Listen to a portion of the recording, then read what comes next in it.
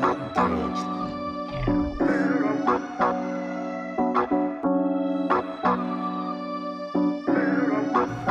guys, this week I'm going to show you guys how to do some punties on bench tricks. The first thing that we're going to do is do a punty that's just a typical punty. It's basically a marvered down edge with a gradient heat. So I'm just going to heat it up, and the first thing that we want to do is remove the front of the punty where there might be any bubbles or dirt or scuds.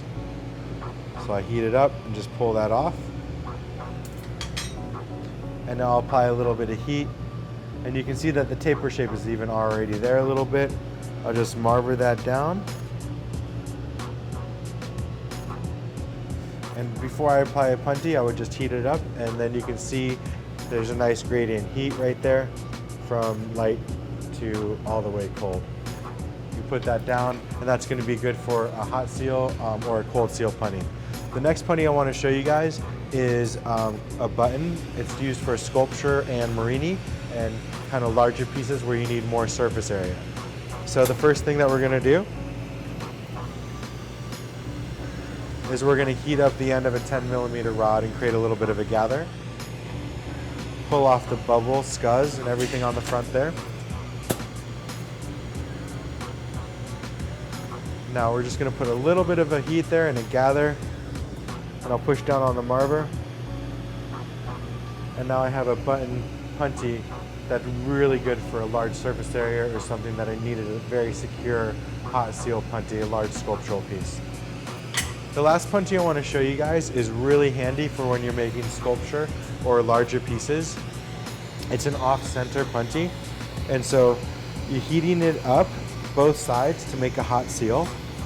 And this is really handy, like for example, a piece like this where I want to punty up near the mouthpiece, but want it centered over the mouthpiece, and it's not centered. So I'm going to heat it up, hot seal, so both pieces just flow together, and I'll let that cool for 1 second.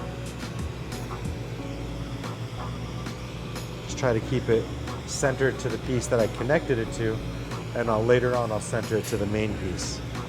So now I'm going to heat it up, and I'm going to do a bend where there's two movements in one.